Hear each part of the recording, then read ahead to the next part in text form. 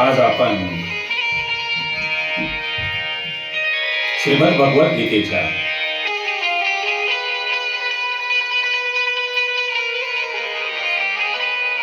11व्या अध्यायाचे महात्म्य, ज्या अध्यायामध्ये आपण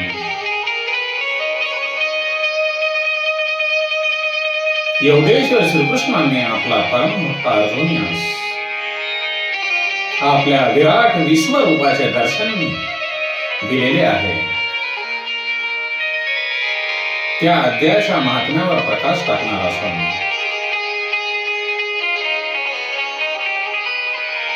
देवादिदेव श्री महादेव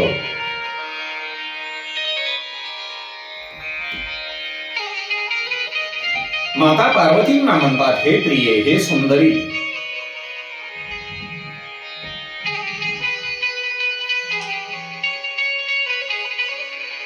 या गीतेच्या 11व्या अध्यायाचे महात्म्य जे आहे, विश्वरूप दर्शनाचे महात्म्य,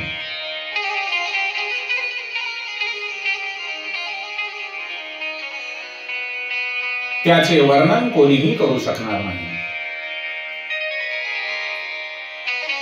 भगवान शिवशंकर म्हणतात, हे पार्वती, प्रणिता नदीच्या तीरावर मेघंगर नावाचे एक प्रसिद्ध शहर आहे.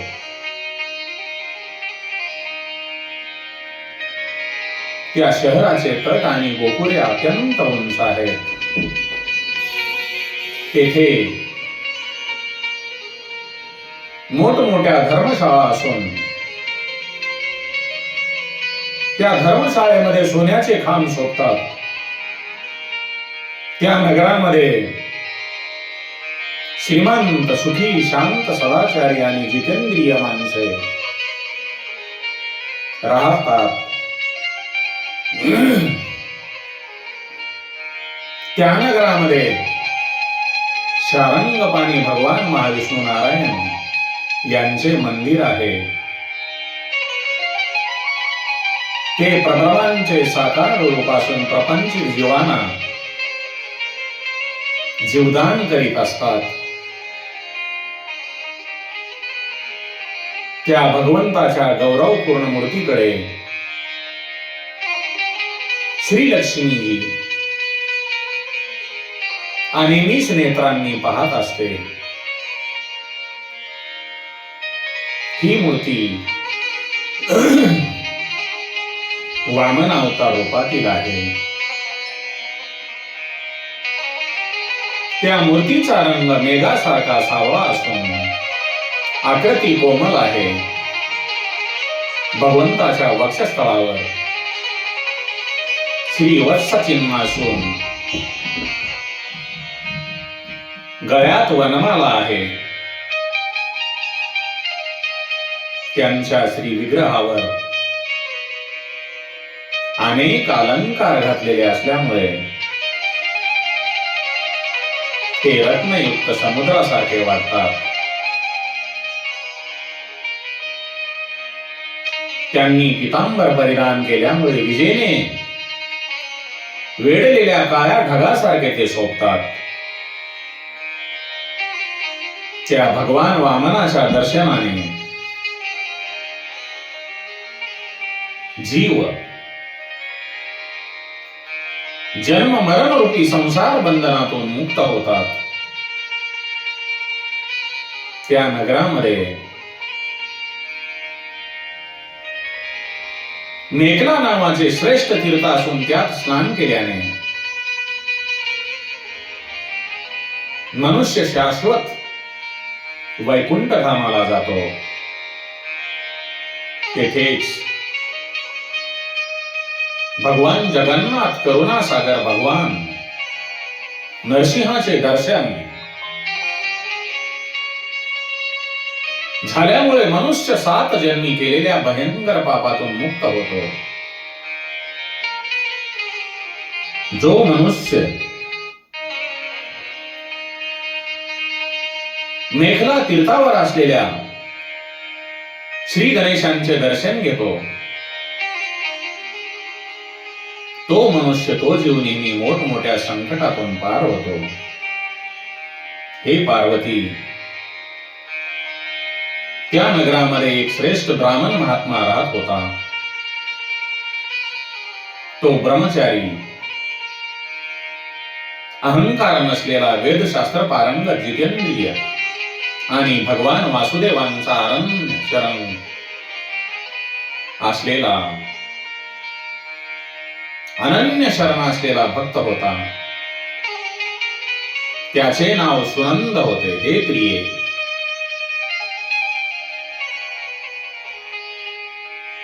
तो नेहमी शारंगपाणी भगवंताजवळ बसून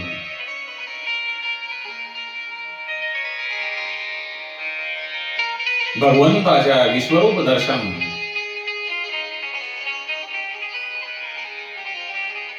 अकराव्या अध्यायाचा पाठ करीत असे.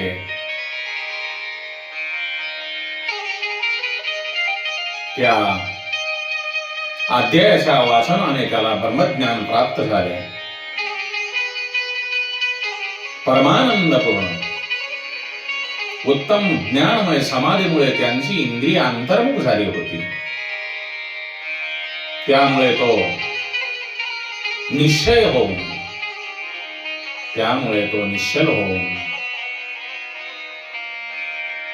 नित्य जीवनमुक्त योग्याच्या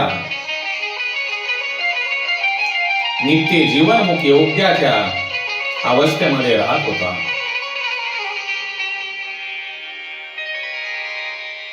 योग्याच्या अवस्थेमध्ये राहत असताना एकदा बृहस्पती, जे गुरु आहेत, गुरुग्रह, ते सिंह राशीला असताना महायोगी सुनंदाने गोदावरीची तीर्थयात्रा सुरू केली. तो क्रमाने विरज तीर्थ, तारा तीर्थ, कपिला संगम, अष्टतीर्थ, कपिलद्वार, नरसिंहवन, अंबिकापुरी, करस्तात्मूर्पूर इत्यादी तीर्थात स्नान दर्शन करत विवाह मंडप नावाच्या नगरामध्ये येतो.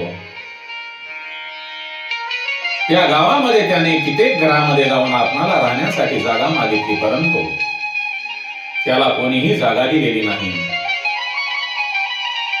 शेवटी गावच्या प्रमुखाने त्याला एक मोठी धर्मशाळा दाखवली. तेव्हा सुनंद नावाचा तो ब्राह्मण महात्मा आपल्या साथीदारासह त्या धर्मशाळेमध्ये झोपला. सकाळी झोपेतून उठल्यानंतर आपला एकही साथीदार दिसत नाही, म्हणून तो साथीदार शोधायला निघाला असताना ज्या गावच्या प्रमुखाने त्याला धर्मशाळेमध्ये जागा दिली होती त्याला तो भेटला. तेव्हा तो प्रमुख म्हणतो, हे ब्राह्मण महात्मे, आपण दीर्घायुषी आहात. आपण भाग्यवान व पुण्यवान पुरुषामध्ये तुम्ही सर्वश्रेष्ठ आहात. तुमच्या ठिकाणी काहीतरी अलौकिक सामर्थ्य आहे.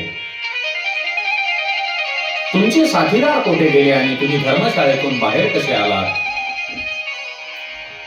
याचा शोध घ्या.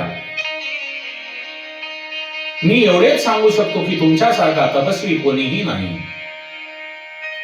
हे विप्रवर, तुम्हाला कोणता महामंत्र माहित आहे? कोणती विद्या तुम्ही जाणता? कोणत्या दैवतेच्या दयेने तुम्ही एवढी अलौकिक शक्ती मिळवली आहे? महाराज,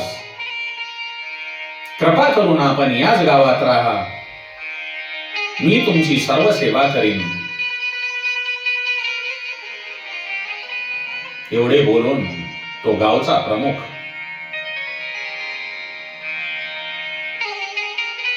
त्या ब्राह्मण महात्म्याची तेथेच ठेवून घेऊन सेवा करू लागला. तेव्हा एके दिवशी तोच गावचा प्रमुख मोठ्याने रडत रडत सुनंद नावाच्या ब्राह्मण महात्म्याकडे येतो आणि त्यांना म्हणतो, हे ब्राह्मण देव, हे योगीराज, काल रात्री राक्षसाने माझ्या दुर्दैवाच्या गुणवान व भक्तिमान मुलाला खाऊन टाकले आहे. तेव्हा सुनंदाने विचारले, कोठे आहे तो राक्षस आणि तुझ्या मुलाला कसे काय खाल्ले? तेव्हा तो प्रमुख म्हणतो, हे महाराज, या नगरामध्ये अत्यंत एक भयंकर नरभक्षक राक्षस राहतो. तो दररोज येऊन या नगरातल्या माणसांना खात असे. तेव्हा सर्व नागरिकांनी मिळून त्यांना प्रार्थना केली की, हे राक्षसा, तू आम्हा सर्वांना खाण्याऐवजी आमचे रक्षण कर. आम्ही तुझ्या भोजनाची व्यवस्था करतो. येथे बाहेर गावचे जे प्रवासी येऊन झोपतील त्यांना तू खा. माणसाची प्रवृत्ती कशी विचित्र आहे पहा. आपण स्वतः सुरक्षित राहण्यासाठी आपण दुसऱ्याचे वाईट करण्याचा प्रयत्न करतो, तेव्हा स्वतःचे वाईट होत असते. अशा रीतीने नागरिकांनी माझ्याकडून या धर्मशाळेत पाठवल्या गेलेला वाटसरूंचा आहार राक्षसासाठी निश्चित केला व स्वतःचे प्राण वाचवण्यासाठी आम्हाला असे करावे लागले. आपण आपल्या साथीदारासह येथे येऊन झोपला होता तेव्हा तुमच्या साथीदारांना त्या नरभक्षक राक्षसांनी खाल्ले आहे. फक्त तो तुम्हाला खाऊ शकला नाही. हे द्विज श्रेष्ठ, याचे रहस्य काय आहे हे तुमचे तुम्हालाच माहित. हे ब्राह्मण देवता, आज माझ्या मुलाचा एक मित्र आला होता, परंतु मला ते माहित नव्हते. त्यामुळे तो इतर वाटसरू बरोबर मी त्यालाही धर्मशाळेत पाठवले. जेव्हा माझ्या मुलाला ही हकीकत समजली तेव्हा आपल्या अत्यंत प्रिय मित्राला त्या धर्मशाळेतून परत आणण्यासाठी गेला असता त्याच वेळी आलेल्या त्या नरभक्षक राक्षसानेही माझ्या मुलाला खाऊन टाकलेले आहे.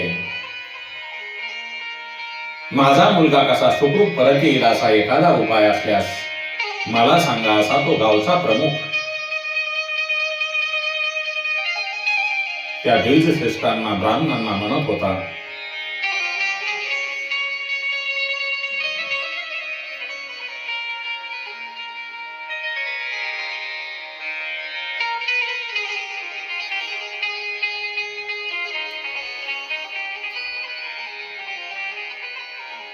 गावचा प्रमुख त्या राक्षसाला म्हणतो, हे राक्षसा, तू माझ्या मुलाला कसे खाल्लेस? तेव्हा तो राक्षस म्हणतो, हे ग्रामप्रमुखा, धर्मशाळेत आलेल्या मुलाला, तुझ्या मुलाला मी ओळखले नसल्यामुळे त्याला मी खाऊन टाकले आहे.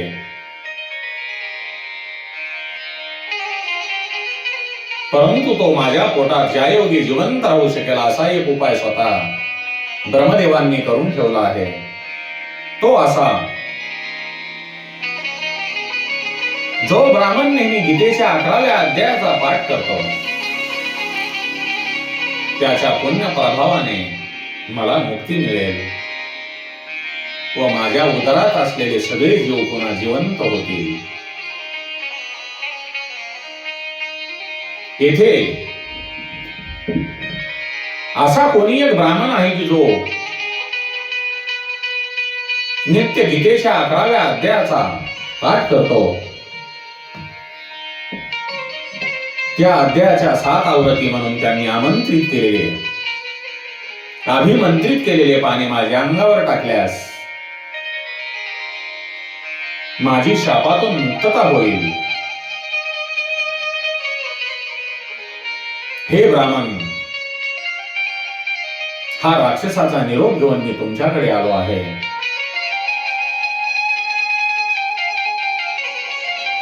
तेव्हा ब्राह्मण पुन्हा प्रश्न करतो, अहो ग्रामपाल, जो रात्री झोपलेल्या माणसांना खातो तो कोणत्या पापामुळे राक्षस झाला? तेव्हा ग्राम प्रमुख त्यांना म्हणतो, हे ब्राह्मण देवता, पूर्वी या गावामध्ये कोणी एक ब्राह्मण राहत होता. तो शेती करी. एके दिवशी तो शेतीतील मार्गशीर्ष महिन्यामध्ये पिकणाऱ्या वाटाण्यांची राखण करीत असताना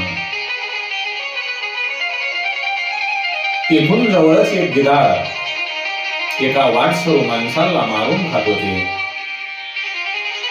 त्याच वेळी एक तपस्वी कुठून तरी तेथे येतो. त्या वाटसरूला वाचवण्याकरता तो लांबून त्या गिधाडाला हकलण्यासाठी त्यांच्यावर दगड फेकतो. परंतु गिधाड त्या वाटसरूला खाऊन आकाशामध्ये उडून जाते. त्यावेळी तेथे आलेला तपस्वी संतापून त्या शेतकऱ्याला म्हणतो, अरे नीच शेतकऱ्या, तुझा धिक्कार असो. तू उलट्या काळजाचा आहेस. दुसऱ्याला वाचवायचे सोडून तू आपले पोट भरण्याच्या धंद्यामध्ये गुंतला आहेस. आग लागो तुझ्या जगण्याला. जो मनुष्य, चोर, हिंसक प्राणी, सर्प, शत्रू, आग, विष, पाणी, गिधाड, राक्षस, भूत, वेताळ इत्यादींनी घायाळ केलेल्या प्राण्यांना शक्य असून सोडवत नाही, त्याला त्यांना मारण्याचे पाप लागते. जो समर्थ असूनही चोर इत्यादीच्या तावडीत सापडलेल्या ब्राह्मणाला सोडवण्याचा प्रयत्न करत नाही, तो भयंकर नरकात पडतो व नंतर लांडग्याच्या जन्माला जातो. जो वनात मारल्या जाणाऱ्या किंवा गिधाड, वाघ यांच्यासारख्या प्राण्यांच्या नजरेत आलेल्या जीवाला वाचवण्यासाठी सोड सोड म्हणून आरडाओरड करतो, तो परमगतीला प्राप्त होतो. जो मनुष्य गायींना वाचवण्यासाठी वाघ, भिल्ल, दुष्टराजे इत्यादी कडून प्रसंगी मरण पत्करतो, तो योग्यांनाही दुर्लभ अशा भगवान विष्णूच्या परमधामाला प्राप्त होतो. हजारो वासवजक व 100 वाजपेयी यज्ञ करून सुद्धा शरणागताच्या रक्षणाच्या 16व्या अंशाच्याही बरोबरीचे ठरत नाहीत. दीनमान्या व भयभीत जीवांची उपेक्षा केली असता दीनमान्या आणि उपेक्षित जीवांची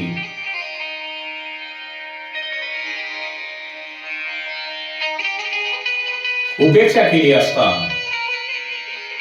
कितीही पुण्यवान माणूस असला तरी तो कुंभीवान कुंभीपाक नावाच्या नरकात शिजवला जातो. त्यामुळे दुष्ट गिधाड वाटसरूला खाताना पाहून त्याला वाचवायला समर्थ असूनही तू त्याला वाचवले नाहीस. यावरून तू निर्दय वाटतोस, म्हणून तू राक्षस हो. असा शाप त्या ब्राह्मण शेतकरी असलेल्या शेतकऱ्याला दिल्यामुळे तो राक्षस झाला. तेव्हा शेतकरी म्हणतो, हे तपस्वी, मी येथे होतो हे खरे, पण माझे लक्ष पिकाच्या रक्षणाकडे लागल्यामुळे गिधाड मारत असलेल्या मनुष्याकडे माझे लक्ष गेले नाही. एवढी शिक्षा मला देऊ नका, माझ्यावर काहीतरी दया करा. तेव्हा तो तपस्वी म्हणतो, ठीक आहे. जो दररोज गीतेच्या 11व्या अध्याय म्हणतो,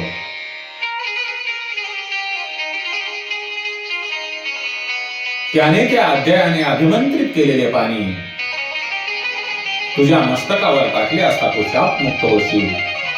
एवढे बोलून तो तपस्वी निघून जातो आणि शेतकरी राक्षस होतो. म्हणून हे द्विज श्रेष्ठ, हे ब्राह्मण देवता, आपण चला आणि 11व्या अध्यायाच्या अध्ययाने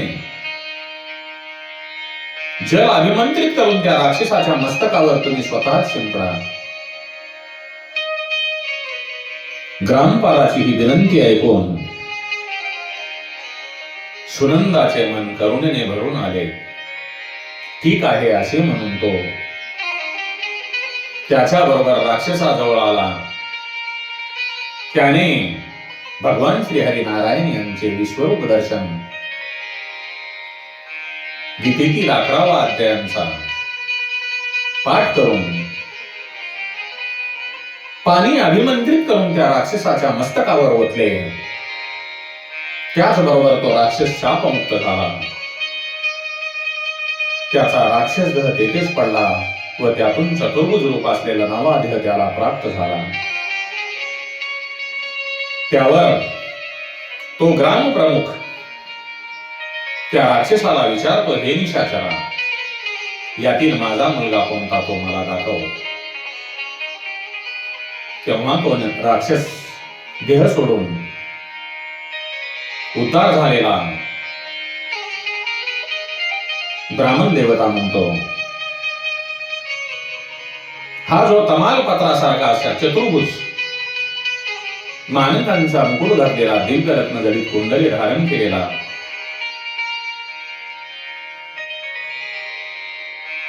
कमल नेत्र प्रेमळ दिसणारा हा जो देव स्वरूप दिसत आहे तोच तुझा मुलगा आहे. तेव्हा तो ग्रामप्रमुख आपल्या मुलाला घरी घेऊन जाण्याचे विचार करत असताना तो मुलाला म्हणतो, चल आपण घरी जाऊ. तेव्हा तो मुलगा हसून म्हणतो, हे ग्रामप्रमुखा, कित्येकदा तूही माझा मुलगा झालेला होतास. आता या ब्राह्मणाच्या कृपेने मी आता वैकुंठाला जात आहे. गीतेच्या 11व्या अध्यायाच्या प्रभावाने मीही सर्वांसोबत भगवान श्रीहरींच्या विष्णुधामाला जात आहे. म्हणून तुम्हीही आता या ब्राह्मण देवतेकडून 11वा अध्याय शिकून घ्या आणि नित्य त्याचा जप करीत जा.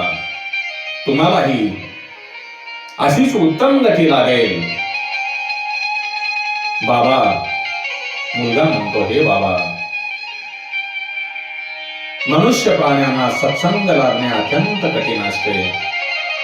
तोही तुम्हाला अन्यायाचे प्राप्त झाला आहे. म्हणून आपले कल्याण करून घ्या. धन, भोग, दान, यज्ञ, तपश्चर्या, पूर्वकर्मे याचा काय उपयोग आहे? विश्वरूप दर्शनाच्या अध्यायाच्या पठनाने परम कल्याणाची प्राप्ती होते. पूर्णानंदाचा डोहस अशा श्रीकृष्ण नावाच्या प्रबळमांच्या मुखातून कुरुक्षेत्रावर त्यांचा मित्र असणाऱ्या अर्जुनाला श्रीकृष्णांनी जो अमृतमय उपदेश केला तेच श्री विष्णूंचे खरे खरे स्वरूप आहे. तू त्यांचे चिंतन कर. ते मोक्षासाठी दिव्य औषध आहे. संसार भयाने भयभीत झालेल्या माणसांच्या आदी व्याधींचा नाश करणारे, तसेच अनेक जन्मातील दुःखांचा नाश करणारे आहे. मला त्यांच्यासारखे दुसरे कोणतेच पुरुषार्थ प्राप्तीचे साधन दिसत नाही. म्हणून त्यांचेच पठन मनन करा, असा तो मुलगा आपल्या वडिलांना उपदेश करू लागला. भगवान शिवशंकर म्हणतात, हे पार्वती, इतके बोलून त्या ग्राम प्रमुखांचा मुलगा सर्वासह भगवान श्रीहरी विष्णूंच्या परमधामाला निघून गेला. ग्रामपालाने त्या ब्राह्मणाकडून 11व्या अध्यायाचे अध्ययन केल्यानंतर ते दोघेही त्यामुळे श्री विष्णू धामाला निघून गेले. हे पार्वती,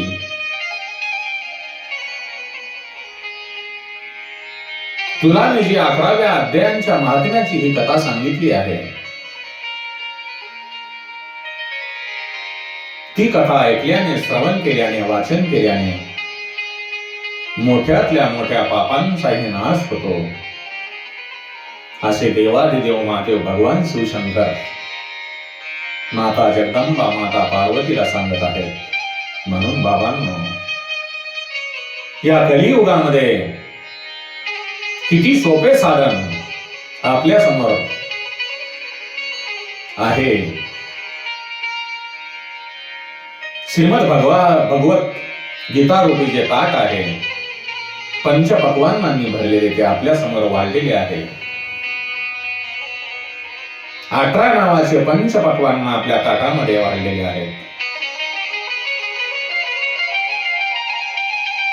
ते आपणाला या जन्मामध्ये प्राशन करता येणार आहेत, खाता येणार आहेत. ते खाऊन आपण भगवंताच्या धामाला जाण्याची फार सोपी पायवाट आहे. कृपा करून आपण या जड जीवाच्या उद्धारासाठी भगवद्गीतेच्या प्रत्येक अध्यायाचे पाठन करा, अध्ययन करा, श्रवण करा आणि आपल्या जीवाचे कल्याण करून घ्या. ओम नमो भगवते वासुदेवाय. ओम नमो भगवते वासुदेवाय. कृष्णं वंदे जगद्गुरुं. श्री कृष्ण गोविंद हरे मुरारे. हे नाथ नारायण वासुदेवाय.